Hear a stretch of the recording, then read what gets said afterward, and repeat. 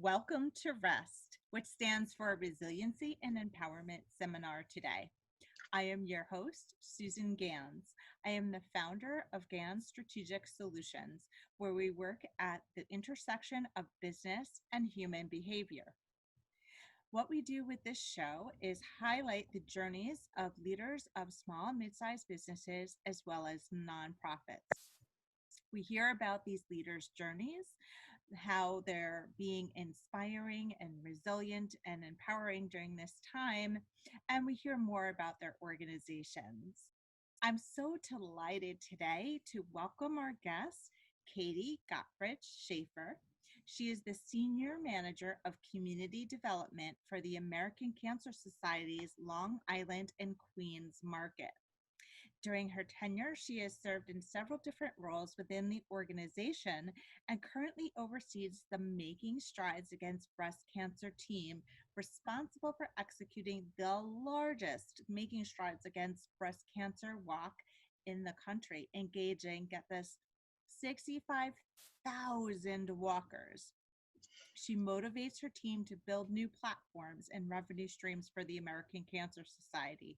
Her portfolio is responsible for raising millions of dollars that fund the American Cancer Society's mission to free the world from cancer by funding and conducting research, sharing expert information, supporting patients, and spreading the word about prevention. In her role, Katie acts as a leader in the business community, working with local organizations, large and small, inspiring innovation that will help them to make an impact in the fight against cancer. She has spearheaded many local initiatives, including the inception of the first American Cancer Society's Young Professionals Board for the organization serving the Long Island area. Thank you so much for being on the show today, Katie. Welcome. Thank you so much for having me. This is very exciting. So, this is very personal. I think almost everyone that I know has been touched by cancer in some way, shape, or form because um, of the prevalence, unfortunately. So, the work that you do is super important. But before we get to that, let's go backwards in time and hear about the early days of your career. How did you decide that you wanted to get into the nonprofit world and be involved in the community? What was that journey like? Yeah, so it's interesting. We always say like volunteerism is such an important part of our children's lives as they're growing up. And I have to say, I'm such a true example of that. So my parents, along with so many people, other role models in my life said, you need to get involved in your community. You need to give back. And I was always involved in my church and different things growing up as a child, and then a teenager, and then into college. I was invited to join our Relay for Life club to put on our first Relay for Life of Canisius College. And I was so excited because cancer, like so many others, has impacted my life in such a real manner. I am, the granddaughter of, somebody who was diagnosed with uterine cancer. Unfortunately, she passed away, as well as, a daughter of a melanoma survivor. My father and a daughter-in-law of a woman who passed away from lung cancer. So, starting, my journey, because my grandmother had been diagnosed with cancer, in a club to, raise funds and give back in my community, I was able to see what a bigger picture the American Cancer Society does on a daily basis and for so many people. And I switched my major, and here I am, 12 years later, working as a large part of the Long Island market and team, and really spreading what I'm so passionate about with so many other people. And it's truly the most rewarding work I've ever done in my life. And I like to continue to do that every single day, and always will be part of the American Cancer Society's army. And that's such a powerful and wonderful story to take what you're passionate about and put it to work in such a positive manner to do greater good in the world. So I really honor you for the work that you're doing. But I know in your bio, right, you're responsible for this huge walk, making strides against cancer. Now we're faced with some uncertainty about whether we can get together in such large numbers. So tell us how you're being resilient and how you're still working on the mission of the Cancer Society and navigating the challenges that we're faced with given the pandemic. Yeah, so like so many, the American Cancer Society is not untouched by what's going on with our pandemic. And, you know, my portfolio and what I'm charged with the American Cancer Society is, one big part is 65,000 people unite at Jones Beach State Park to take on the fight against breast cancer and raise $3 million doing it. And as we know, bringing 65,000 people together in the fall in that capacity is very unlikely. However, the fight against breast cancer has not changed and needs us more than ever now, especially since funding for cancer is going down because different initiatives are coming to us that are so important, but we are suffering from it. So we are really encouraging and being creative of how do we get our large partners to unite and still sign up to save lives and engage their customer base and their employees and our community, which has been impacted by breast cancer, tremendously. And it's something that we are all so passionate about. Like, how can we keep on going? So we are looking at and uniting each other with each other on a digital basis, sharing stories. We are pivoting and making our kickoff breakfast, which usually engages about 1,000 professionals and community members who take on a leadership role in the fight against breast cancer. We're doing it virtually, and it's actually going to be able to engage more people on the why. So we all have our why of why we want to get involved, but this will show the why of this person needs us, the American Cancer Society, to still be able to fund research so that she can have hope that she will have a cure.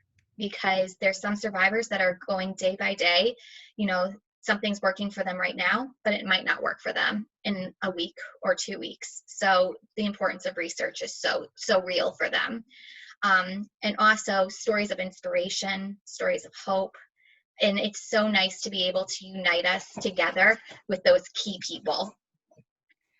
Absolutely. I mean, you're influencing a lot on mindset for those who are directly impacted by cancer, by those who are indirectly impacted by cancer. And I want to pick up on something you said about purpose and people finding the purpose and understanding the why.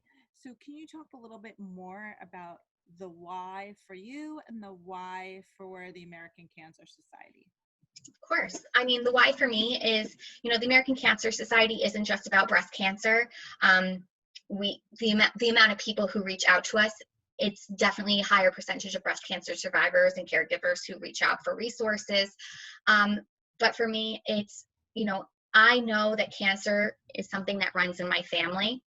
I know that it's impacted me so hard that I just need to keep on going and fighting. But in my 12 years of being, a volunteer and a staff person with the American Cancer Society, I have met so many people and so many women and men who've been impacted by cancer. And some of them, unfortunately, are not here with us today, and some of them are still fighting. So I'm seeing, my why is in every single person that I come across and meet, and I'm always going to continue to fight for them. And it's beyond just me personally, my family, but it's turned into this entire community that I've gotten the privilege of working with for this long. And it really drives me forward. The why for other people might be that, disparities and health equities are so important right now. And there's people who don't have insurance or aren't have language barriers and are fearful of going to a doctor because they're not going to understand or be able to afford treatment and care, or feel lost in their diagnosis. And there's that large factor is causing us to lose lives to cancer. So being able to work with health partners and different community members to make sure people have resources and the ability to get treatment and screenings that would inevitably, save their life by catching something early and educating, it's so important. And I think that's a big why, right? And then also, the American Cancer Society is the #1 funder of cancer research besides the US government. So as we know currently today, our US government is funding many different things in response to COVID-19 and what this has done to our country in general. So on a good year, we are needing the American Cancer Society to fill in those gaps for the US government and other funders of cancer research. But today, how much more of that is, needed when we know that the inevitability is that less money is going to be able to go into these initiatives, and the need is still the same and growing. So the why is definitely something that is different for everyone, but there are uniting factors. Absolutely. I mean, you talk about this very passionately from the heart, and that it is a fight. You've said that many a time in our conversation. My question is, how do you take care of yourself? Because there's a lot of energy that is going into this fight and battle against cancer. And as we were talking before we started recording about the many facets you have in your life as a mom, as a wife, as a community person, as a professional. Um, so talk to us about self-care and how you get grounded so that you have the energy to take this fight against cancer every day. Yeah, so it is balance. For sure is my word that I'm really trying to live by right now. I'm a new mom to a 6-month-old who is teething. I have a dog who is very excited to have his parents home and is really trying to show off when, the mailman and the ice cream man go by during the day, and just so much. I am a wife to a wonderful man who owns his own business and has his own challenges right now due to the circumstances. And I have a responsibility to raise over $4 million for the American Cancer Society. And I have to say that really, like, being very open with people that I'm talking with, that when I am on the phone with a company who is a donor of a large gift or is getting involved in our walks, I'm honest, and I say that I have a lot of moving factors going on. So if you hear anything in the background, please forgive me. And it really opens up a whole different dynamic of a conversation of, people are so understanding, and this is really our new normal as a society in general, where I can be a strong working woman and be able to, achieve the same things that I was able to achieve in an office building with the separation of my family and my dog and, everything that's going on. But now it's all together as one, and, making sure that, I have that open-ended conversation. Sometimes we need to take a pause so that we can get somebody to go take a nap. But really, that resiliency is something that's just such a new concept for me. But I have coped that I can still achieve what I need to achieve. It just might be a little bit different. Yes. And I think that the dynamic of work will change going forward, that people can be productive at home even while they're managing all the different aspects of their lives that we don't always get to see, but now during this time we do, because Mhm. we're seeing people's homes Yes. and getting that insight that we're all real people and we have other responsibilities besides work, and we're human, and things happen and that we can't control, and that's okay. But at the end of the day, you're still committed to your mission, personal mission, and also the mission of the Cancer Society, and things are getting done and you're making things happen. And I think our audience needs to hear that it's okay. It doesn't have to be perfect. Just be, it's okay to be you and be authentic and share with people as you're sharing with the colleagues that you work with and your donors, that I am at home and these are the circumstances, and that doesn't mean I'm any less committed to you. But if you hear a strange noise, don't be alarmed. And just lean on the resources that you have. And sometimes things don't work out, and you're not able to, maybe you don't have that family network around. I don't have my parents that are close by, but I have my father-in-law who's here. But lean in to anything that you can. Be flexible in your schedule. Maybe you're meeting at different times. I know that my most productive time during the day is between 7:30 and 8:30 in the morning, because that's when I have a happy baby, a quiet house, and I can, get a lot of stuff done during that. And then I know during the afternoons, it's a little bit different. So really just trying to be a little bit more flexible with yourself and saying that, that time might not work for me, and be your advocate that you need to be able to set your boundaries and your expectations for yourself and your work. So. Absolutely. And this brings us to a conversation about empowerment, because I think what you're touching upon is a bit about how you're empowering yourself. Can you talk more about empowering yourself and others? Yeah, so I think that especially during this time, we need to really celebrate ourselves and the accomplishments that we're making, but also, celebrating the people around us and what they are doing as well. Acknowledging is such a key piece of empowerment, and knowing that, we're all in this together, and we're going to, in my work, we're going to fight cancer together, and we are going to be a community, and we are still going to achieve the same goals. It just might look differently. So we're all trying to figure out how that looks. And it might not, be that you're getting $100,000 sponsor every single day, but you might be getting, 20 checks that are $25 each. That's $25 that really add up to being something so wonderful. It could be the next research grant that's being funded. And we as a society have always relied on those smaller gifts because they make up the majority of what we are doing. We have we have these larger partners, but they're in charge of also engaging their employees who are giving those smaller gifts. And we just really need to rely on each other, be honest with each other, empower each other, be honest. And I think that really will motivate us to do what we need to do, no matter what our goal is during this and in life. And I think it goes back to what we were saying earlier about purpose and knowing our whys and knowing that each of us have the power to make a small change. And that change could be with our voice, it could be with our dollars, it could be with our time, it could be in our conversations.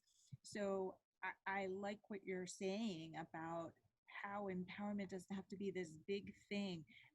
The small forward steps that people are taking are empowering. Yeah. I want to ask you about mentors and sponsors.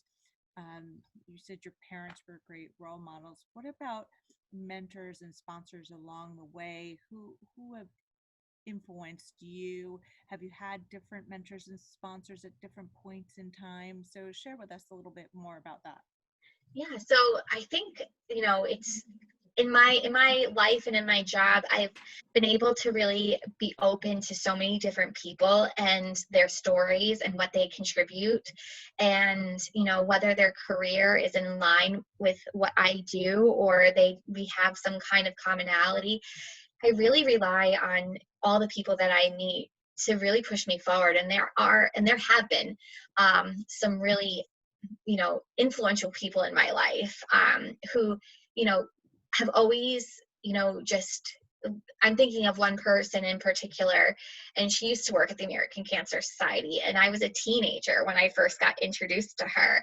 And she saw something in me. And she's like, this is what, I do. She taught me the ins and outs of it. And she said, I think that you have a career in this. It might not be right now, but I think that you can do this. And she really drove me to be what I am today, and taught me about how the American Cancer Society could be that fulfillment for me.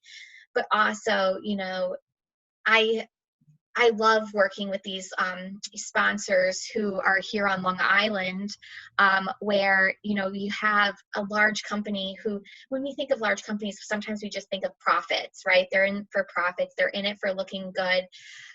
But you're seeing the reality of like, no, this is us really showing that we are part of our community and we care about our community, and we know that we have, you know, the leverage and the power to make a difference and encourage our employees to be better and to, you know that they're backed by us, and our customers to know that they have an ability to get involved in something because we are giving them that outlet.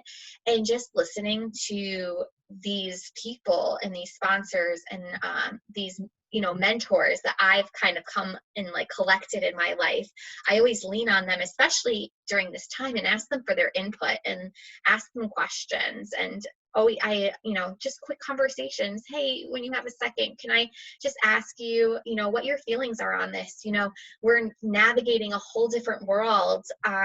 And I don't have all the answers, but, you know, you're working with different nonprofits, you're working with different companies, and you're seeing what's working and you see what's not working, and you see, you know, what you want.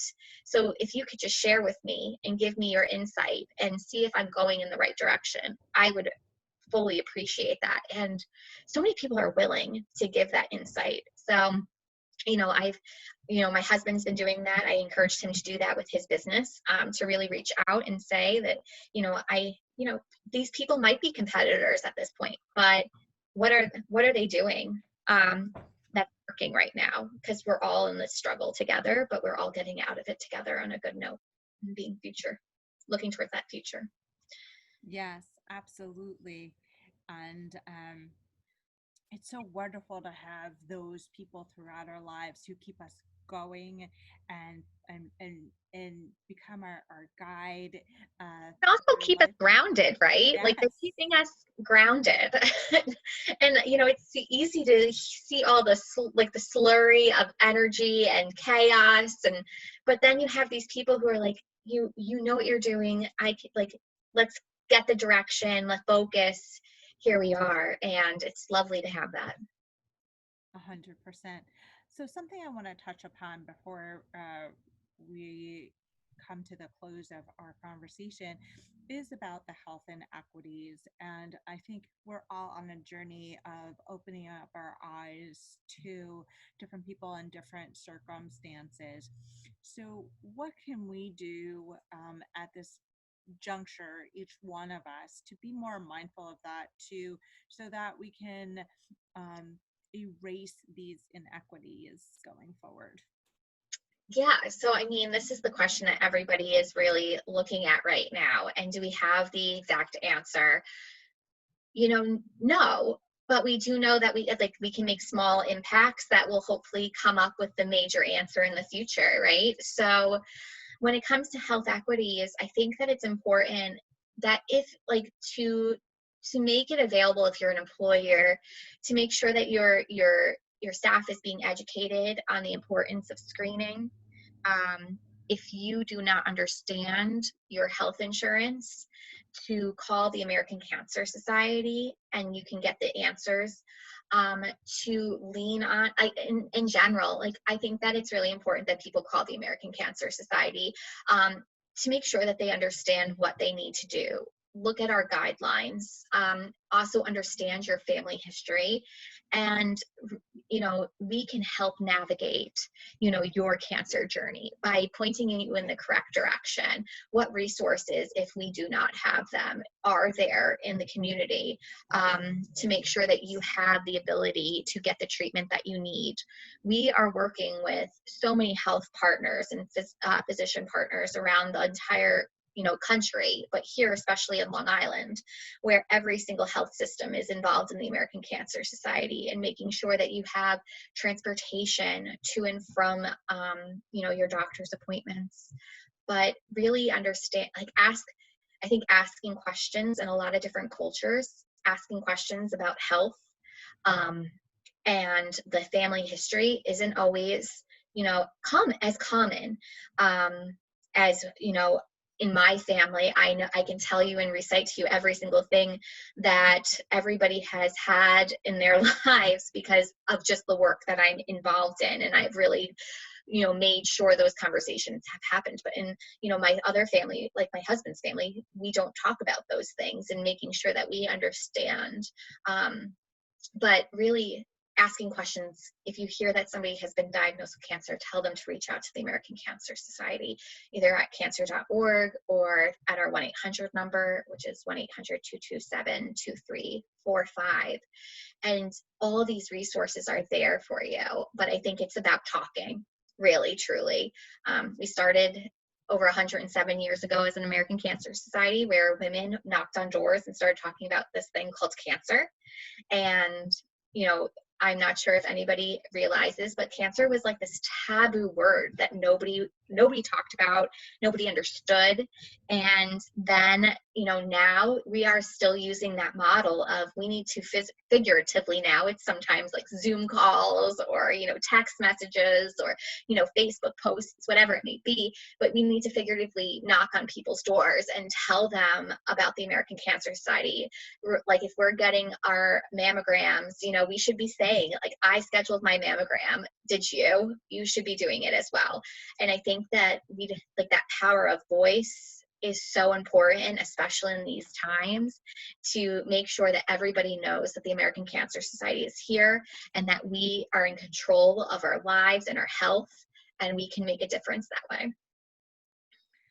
What a powerful message, Katie. I just love it, and I didn't quite know the availability of the American Cancer Society to help navigate a number of different health issues, and I so appreciate that, and I can relate to your story about cancer being a taboo word. I mean, I remember growing up, and somebody would say, "Oh, she has like you couldn't even say it out loud."